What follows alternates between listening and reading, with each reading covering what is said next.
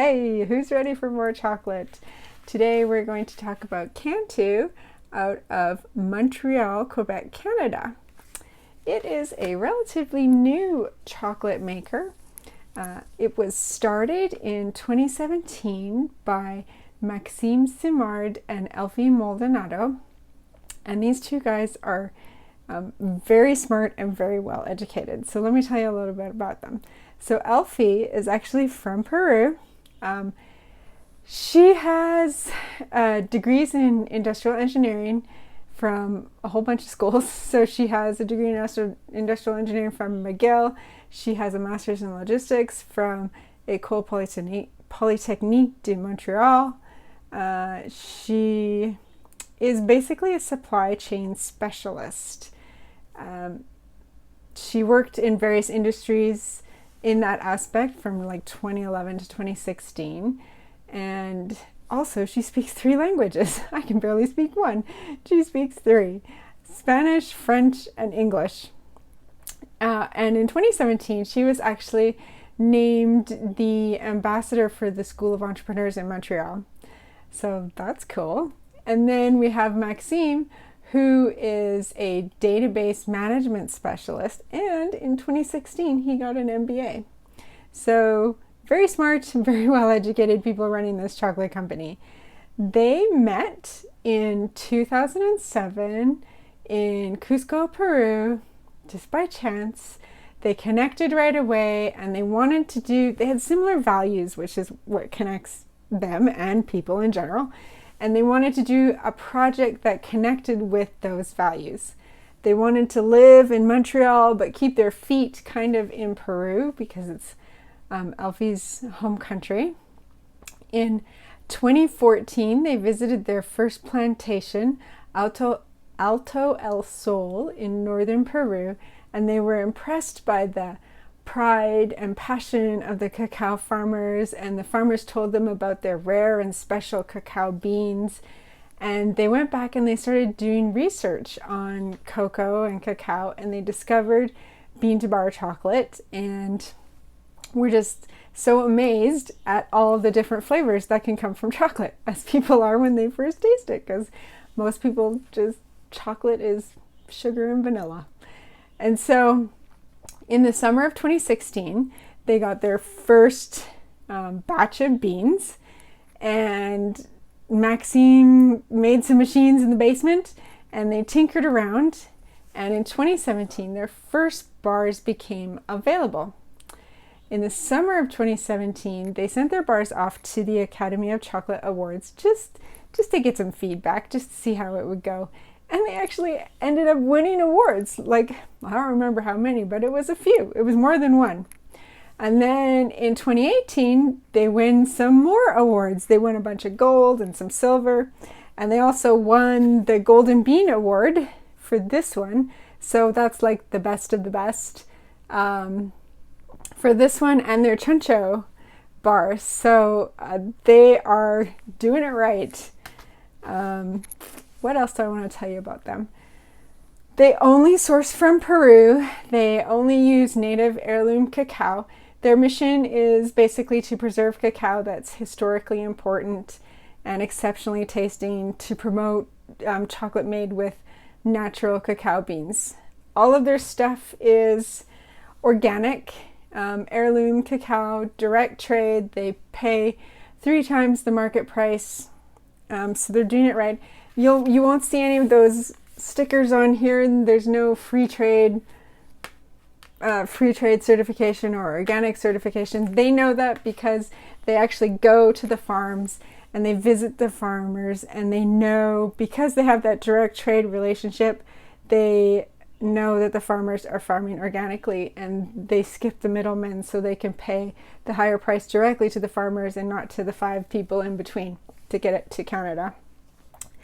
So today, I was trying to decide. So I have a few bars from them. I don't know. I actually have quite a few laying around the house. So I have this 100% Chuncho, which is an award winner, as you can see. I have this one called Silk Road. I haven't tasted this one yet. And to be honest, I'm a little scared of it because I am a spice wimp. And if you read the back of this, It's got fennel and ginger and cassia and cardamom and white pepper and rose and star anise and long pepper and Szechuan pepper. That's the one that scares me. And saffron and clove. So I really want to taste it, but I'm a little bit scared. I'm not going to taste that one today. I have their morpone, which is the golden bean winner. Chasca, Gran Blanco, and these are all from Peru, all Peru beans. This is the one I think I'm going to taste today. It's Bagua, I think that's how you pronounce it, Bagua. I'm going to open this one up and try this one. Also an award winner. So let's flip the camera around. I'll tell you about a little bit about their name and the fun packaging on the outside too. All right, so with the exception of the Silk Road bar, I think all of their packaging has the same motif on the front. And this was Elfi's idea. So it's basically the steps to get from the cacao pod to the chocolate bar. So you've got the pod, fermenting, drying, winnowing, or sorting, roasting. Here's where it's cracked into nibs, ground, mixed, and then finally tempered into a bar. And she wanted to have this on here for two reasons. So that the consumer could go through the steps, so that the chocolate seller, whoever is selling her bars, could explain it to the consumer and why this craft bar is different than any other bar that you would get in the store. And also the difference between a chocolate, so they could explain the difference between a chocolate maker and a chocolatier. Okay, so that's that. So the name Cantu comes from the national flower of Peru and Bolivia, and it's also a symbol of unity. So we've got, this is a 2018 Academy of Chocolate Gold winner. Bagua, 70%. That's the place where it's from, Amazonas in Peru. Got some tasting notes down there, but we're not going to peek at those. And then just their ingredients on the back. So cocoa beans, cane sugar, and cocoa butter, and they're all organic ingredients. All right, let's open it up and see what's inside. Okay, and then we have their mold. It's also, oh, maybe I'll take it out of the plastic and you can see a little bit better. So the mold is bringing, it's kind of like Maxime and Elfi all over again, where the bar is bringing Peru and Montreal together again. So you've got the name Cantu, which is Peru. On the outside, you've got the process of making, and then this on the inside is, you can see it here, reminiscent of old houses in Montreal. And it's also Maison Cantu, so the house of Cantu. So there's the symbolism there. And look at this bar. Is it beautiful? So perfect. Nice and shiny. Nice on the back. It smells lovely. Right, I hate to break it because it looks so nice. Yeah, let's listen for that snap. I didn't bring it up close. Good snap for 70%. Yep, that's got a good snap. Okay, so I'm gonna warm this up with my finger a little bit to melt the cocoa butter and release some of the aromatics so that I can get some of the aroma, and then we'll taste it and see what we can taste. Okay, so when I taste this bar, well, when I smell it first, I warmed it up and I smelled it. I could smell sugar, toffee, sweetness, honey, a little bit of floral notes in there. Then when I taste it, it's got a nice smooth melt from that extra cocoa butter in there. And even right now, it's got a long finish. I've still got it in my mouth. Well, I don't have a piece, but I have the finish in my mouth.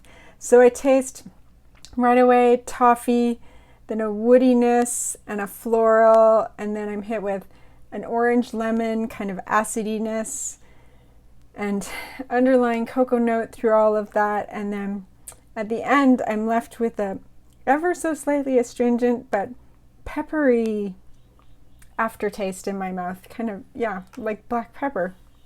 So very interesting bar, very nice bar, nothing off-putting. It's nice. It's got a progression to it and some interesting flavors in there. So I can see why it was an award winner. So let's flip the camera around and finish up. So that's Cantu. I don't have a lot else to tell you. They're so new. It's only 3-ish years old. This is one of their more popular ones. If you want to try this one, if you were to buy one Cantu bar, I would say do this one or a Qantu. The one that I had today was really good. I mean, how can you expect more from these guys? They've got award winners all over the place. But I think that for me, when I'm watching new chocolate makers come up, around the 5-year mark is when they really hit their stride and get their flavors down and to have their palates developed and can really bring their flavors out of the bar. So I'm excited to keep following Cantu and to see what they come up with in the next little while. So that is Cantu chocolate out of Montreal, Canada. Next time we'll do another chocolate maker. I don't know from where, but it will definitely be a chocolate maker. So if you enjoy learning about the chocolate makers and the story behind the chocolate, make sure you subscribe and like this video and leave me a comment. Let me know what you think. See you next time. Thanks.